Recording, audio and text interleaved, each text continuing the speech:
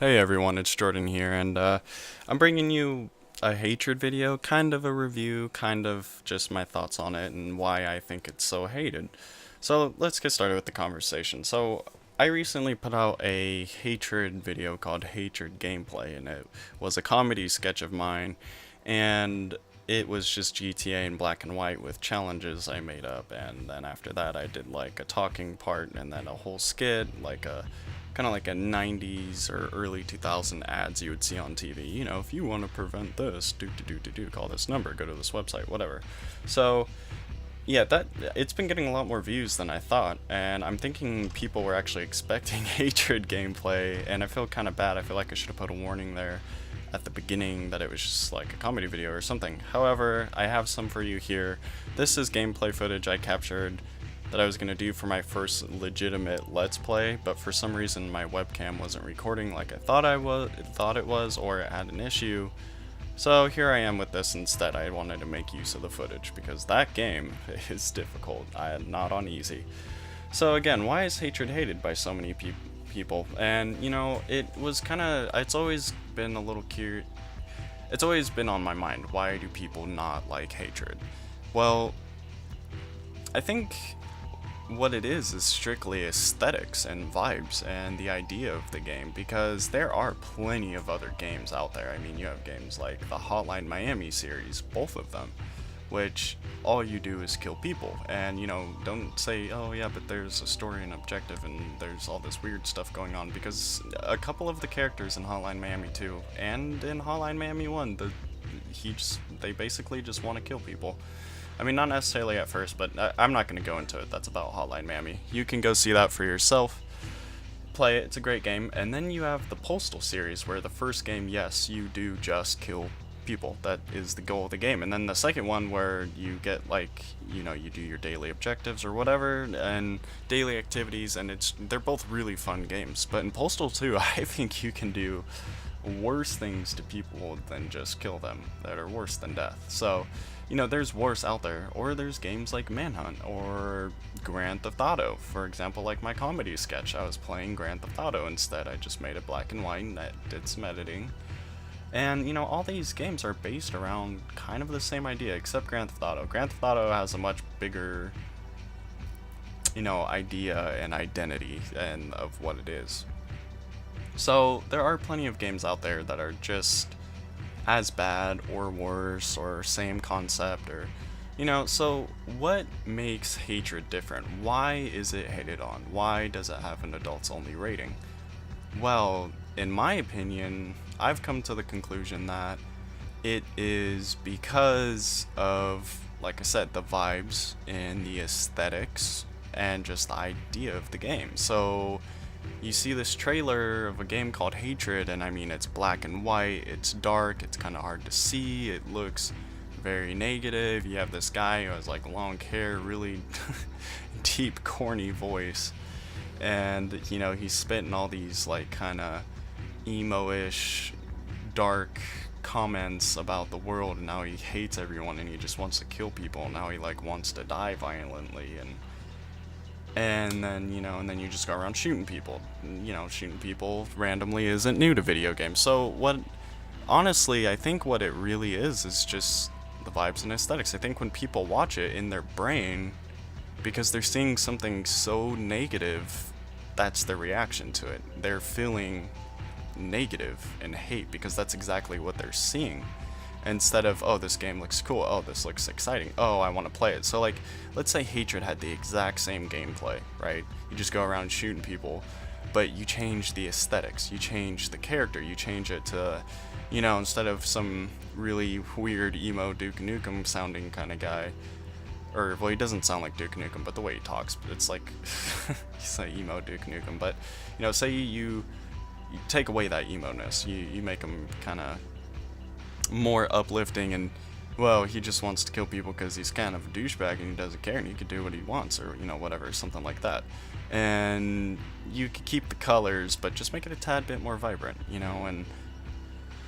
And then you know, say that he's at a fast food restaurant in a beginning scene, or McDonald's, whatever, and then someone cuts him in line. and he just gets angry and loses his shit and starts killing people. It's different, you know, and or make it a bit more comedic, and I guarantee you people would not react the way they did. They did it, I believe, solely because of the way it made them feel, or the way that it made them think when they watched it. The dark aesthetics, that dark look, is not for everybody. It is appealing to some, including myself. I like dark things like that. I find them more intriguing. So I think that's really what it is just the vibes people got from the game. You know, it was a game about hate, and I think people really didn't like that. So, past that though, what about the game? Is it actually good? Is it actually fun? Well, let's get into that. It's mediocre. You know, the gameplay is fun at times. It has its moments. I had I had some fun playing this game that I was gonna do for a let's play with the gameplay in the background. You know, the visual style is really what gets me, which is probably what made people not like the game. But it's the visual style. I find it intriguing with the black and white, and then like the specific things highlighted in color. You know, and then the physics of the game, like the explosions and the way the world works, like the way the walls destroy, is just amazing. And then they have this kick button, you press F and it kicks people over, and I don't know, it's just one of the funnest things to do. I discovered it while playing and I thought it was the funniest shit ever. So, other than that though, I mean, other than it can be kind of fun, the mechanics are a bit weird. I would say the controls aren't as fluid as I'd like them to be. There's a lot of like tiny glitches. I noticed that there are people that would just like stare at me while I'm coming at them with a gun shooting, or there's people that would like, you know, come run towards me as I'm heading their way with the gun, or there's people who would get stuck in a wall and I couldn't shoot them and they were cops and they killed me, and you know, that was annoying. And then also, it's just a bunch of little issues, really, and nothing too big though, nothing too game-breaking.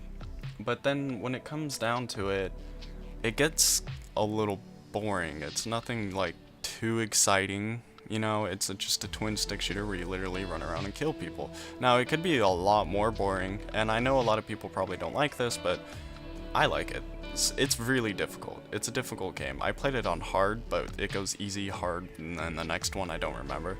And I think that for the normal difficulty, it was challenging. And what you do is you go to these specific areas on the map, and it's like clear out the club, and you kill everyone in the club, and you get like a checkpoint. And you could do this like 4 times around the map, and then you know, and then you can spawn there, but you can only do it once. And once you spawn in that place, if you die after all your respawns have been used of those checkpoints, you have to start the entire level over. Some people probably won't like that, but I think it adds to why you can really keep playing that game, because it makes it difficult and it makes you want to continue, it makes you want to retry. Otherwise, you'd just be doing whatever you want, running around shooting people, which you could do in like every other game, and it would get really boring. So, other than that, you know, other than beautiful physics and, you know, the way the world looks and all that, and the tiny little problems and the mediocre gameplay, but with the good respawn system to keep you wanting to keep trying, as far as optimization goes for PC, it's not that great. I'm not sure if it was intentional, but I could never hit like 40 FPS or up. I had stayed in the 30s and some down dropped to the 20s. Now it's kind of weird. It kind of pulls like a console on us. It feels smooth though at 30 FPS. Normally on PC, like I'm fine with 30 FPS on consoles, but for some reason on PC it just doesn't feel as smooth. So I prefer 60 or up. And on here, it feels like I'm playing on a console. It doesn't feel very bad. It feels smooth at 30 FPS. Even when it dropped down to the mid-20s, it wasn't like a super noticeable weird drop. It's really strange. I've never seen anything like it on PC. So, and I mean, I'm running a 970, GTX 970 with an i7. You know, I have a pretty good built computer. I can play most games on Ultra. I can play The Witcher 3 on Ultra. I have been playing it. So I know it's not my computer. So my final thoughts, really. I mean, that's all I gotta say about it. That's it. You basically know the game from that. So I don't think Hatred is a bad game, and I don't think it's a really good game. And I actually... sorry. Oh, sorry. And I actually, I applaud it for being as ballsy as it is, still releasing after all the trouble it's been going through, you know, and getting an adults only rating, which is really stupid. I think it's really, yeah, I think it's a ballsy title. I applaud the developers for still releasing it. And, you know, and I think releasing something of this nature, not necessarily where you just run around and kill people, because that's been done to death multiple times since the old days, you know, you guys, it's not anything new, but I think releasing something that's still so controversial and like something that's really looked down upon in the community is actually a move towards innovation in business situations, because it's been done before and it's led to, well, success and great rewards. For examples, you know, Mortal Kombat, when that came out, I know for a fact people did not like it. I mean, other than the people playing it, it was looked down upon in the community. It was so violent that it created what we know as the ESRB. You know, the ratings on games, rated M, rated adult only, rated T, that was because of Mortal Kombat. So, and then you also have titles like GTA. I know for a fact that game had to be looked down upon when it came out. I mean, you ran people over and killed them, and that was like you were like a driver dude, you know, like in the Driver series, and that was kind of the objective of the game, and it was a top-down too, like this, almost. Not exactly, kind of.